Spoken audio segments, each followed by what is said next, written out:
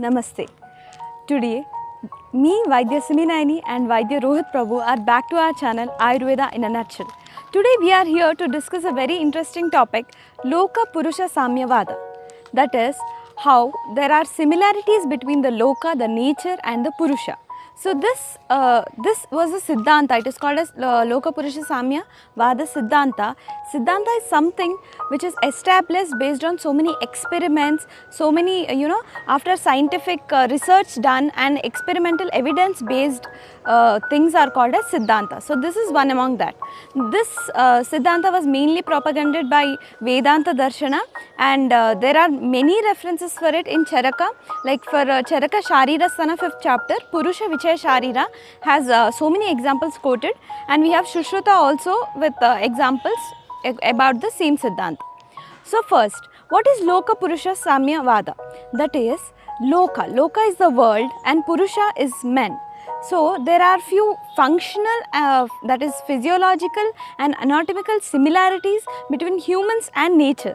That is what it makes us very close to the nature around us. So to understand what are the similarities, what are the aspects, and how is it helpful for a human to know this, we are here with this topic.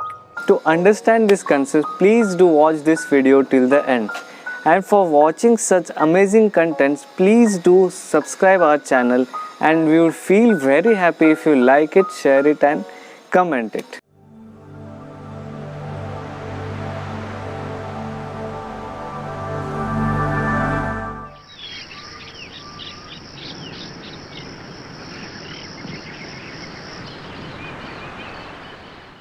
This would be better if we began with Yavanto hi loke bhava vishesha tavanta purushe yavanta purushe tavanta loke. So the similarities are anatomical similarities, physiological similarities, mental similarities, and the similarities according to yugas. So how would you understand? First, let us come to the anatomical similarities, like how there is Srushti Utpatti, how the nature is born. Similarly, there is Garbhadana in a human being. So going more towards Panchamahabhuta and nature, and what is similar between us is like the Akasha Mahabhuta is giving Sushira or the pores in our body. Then Vayu Mahabhuta or the air air is giving us the movement in the body. Any movement in the body is by air. So like how there is air in the nature, similarly is the movements in our body. Next, the Agni Mahabhuta, like how there's transformation, digestion, like how sunlight is giving all this transformation. Suppose you see the plants, all the photosynthesis is happening due to the sunlight. Similarly, in a human body, all the physiological functions, the digestion, the absorption is governed by the Agni Mahabhuta. So, if you go to the nature, the Jala Mahabhuta is necessary for all the clay, or all the on earth we say 75% is filled with water. So the maintenance, the equilibrium, everything is maintained. Similarly, in our body, our fluids, interstitial fluids, everything are responsible for maintaining the equilibrium. Then if you go towards last one, that is the Prithvi Mahabhuta. Prithvi Mahabhuta is told to give shape to everyone. Each organism is different. Similarly, human body is also having a particular shape and size. So these are the anatomical similarities, few of them. Coming to the mental similarities, right?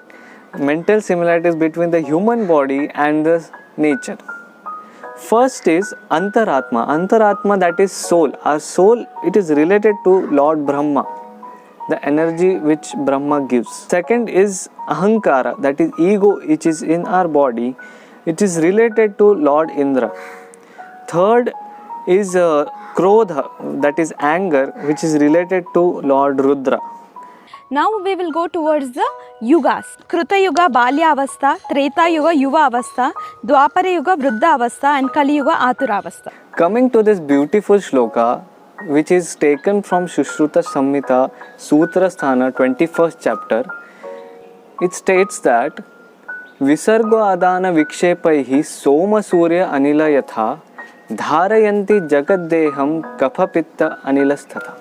The meaning of this shloka is, just like how moon, sun and wind controls all these functions of the earth, Like how moon is responsible for the theory of cohesion or union, similarly in our body it is very similarly correlated to the what functions of the kapha dosha. Whereas the sun, which is very much useful for the transformation in this world, like we get food through the photosynthesis, we get energy, vitamin D through the sun. So sun is utmost important for the transformation in this world. Similarly in our body there is a pitta dosha which helps in the transformation. See, what we eat, it is converted into a biologically acceptable form by the pitta dosha. And how the wind is responsible for the movements. Similarly, the vata dosha is responsible for the movements in our body. So this beautiful shloka is quoted and it tells that there is a huge bonding between the nature and the body. We are coming to our second point, that is food and medicines, and I am going to discuss about the medicines part. That is every organ resembles some plants and some medicines already, and it is very astonishing that medicine works on that land. Like we have this plant called as Kanchanara. If you see the picture onto the screen, it is like a butterfly shaped leaf it has, same like a thyroid gland, and this works wonderfully for hypothyroidism and many other thyroid related diseases. Then second would be our very interestingly Aparajita. The botanical name is Clitoria terniata, and it is very useful in female reproductive tract diseases. Coming to our third drug, we have Asti Shrinkala. If you can see the pictures, it is similar to the bones and it is very useful in bone deformities and bone disorders. And then fourth is Manduka Parni. This is a wonderful tonic if you take, and it is similar to the brain if you see the leaves, and it is very useful as a neurotonic. So these are few drugs that I have explained you right now, and these are very beneficial and we have been using clinically on patients also. Next, coming to the similarities between the food which we eat in our day-to-day life, and they are helpful for that particular organ to develop or that particular organ to improve in its function, so-called function, right? So first is walnut. See, walnut, if you see, it looks just like a brain, right? So if you eat, it helps to improve your memory power, and it is a tonic for your brain. The next is kidney beans. Kidney beans, just like it looks just like a kidney, right? Hence the name goes kidney beans, that is rajma, right? Next comes ginger. Ginger, if you see ginger as such, the nodules which you see is very similar to that of stomach, so it helps to keep your digestion proper. If you see sweet potato, it is just like your pancreas. So all the enzymes or all the hormones which pancreas secretes, then if you eat sweet potato, it will be functioning very properly. These were some foods which were looking just like the organs which are situated in our body, and we are amazingly surprised that these food actually work on those particular organs only. So that similarities are seen, right? Coming to the conclusion, as we all know, in Yajurveda, it is told that Yat Pinde Tat Brahmande.